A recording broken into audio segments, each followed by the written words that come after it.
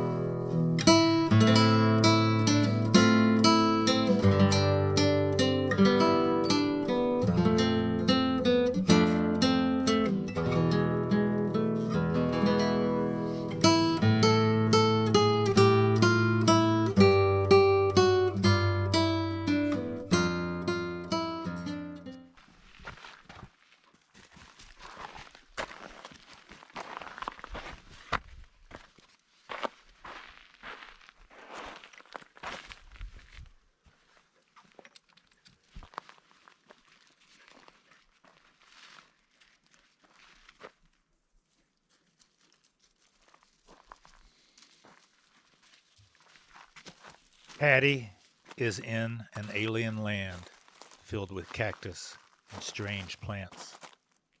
The ground is rocks and sand and salt, and always there is the blistering sun and bountiful sea.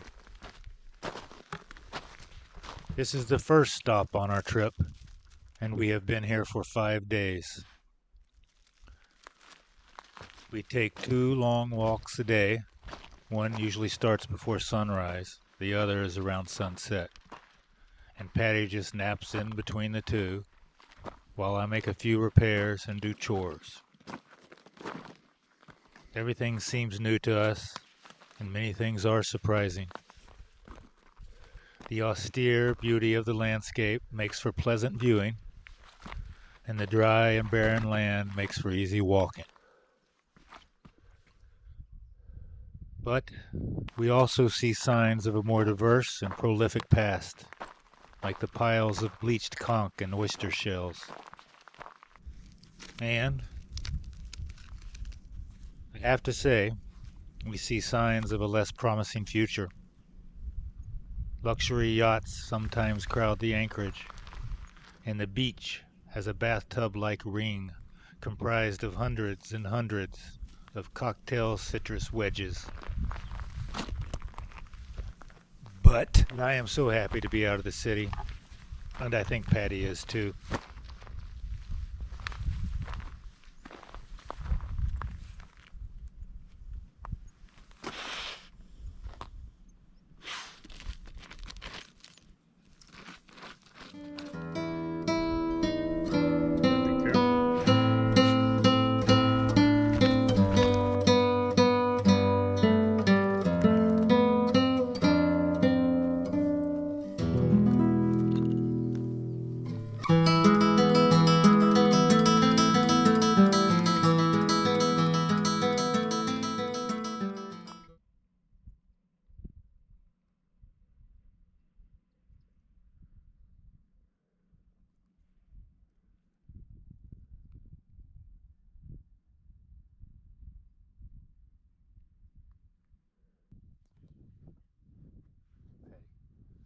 Paddy is always chasing something. Crabs, birds, dragonflies, gnats, or something else. I've never seen her catch anything, but it does not diminish the fun she has. I am glad we can be somewhere where she no longer has to be on a leash. We used to live in Jefferson County, Colorado, in the United States. It is a very large county that is mostly in the mountains, but it was illegal for Paddy to be off leash anywhere. We found our places, but it was just crazy. And this is actually one of the reasons why I decided to leave our home. Because Paddy needed more freedom. But with freedom comes danger, and we also discovered that here in this harsh paradise. We might have stayed here forever, but one evening, as we were finishing up our walk, and Paddy was digging at a hole, she was bitten by a rattlesnake. She was bitten about right there. Her leg went immediately dead. We began the trek back to the dinghy, but after 5 minutes she could walk no more. I have a very bad back, and it was hard carrying her the mile to the dinghy. That night, all I could do was prop her up and make sure her heart was above the bite. I was not sure if she would make it through the night. The next day we left for town, but it was a very long trip and I could not make it without sleep. We pulled over at a popular Anchorage for the night.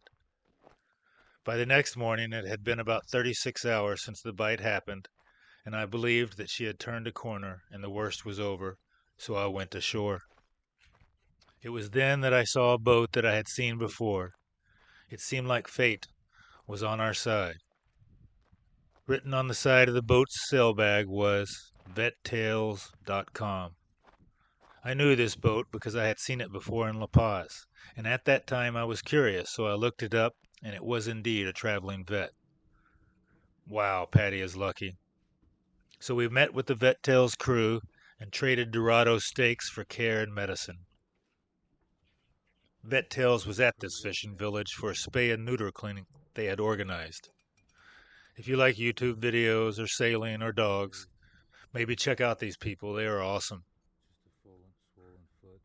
They went on to other fishing villages and we stayed to convalesce. After 4 days, the swelling was barely noticeable. Paddy was at 90%. One morning, after shopping at the local tienda, we walked through town and were briefly attacked by the village dogs. Paddy was okay, no bites had penetrated her skin, but she was disturbed by the affair, and she has become much more timid around large or aggressive dogs. Our paradise was lost, but we counted our blessings and moved on to new adventures, perhaps with more caution and less naivety. I'm going to wait 4 hours before I make my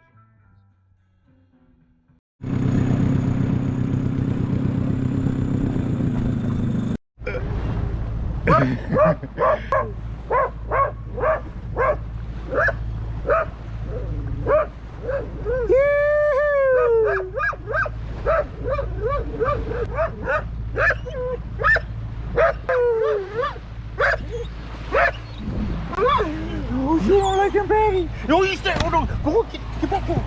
Here they go. Here they go.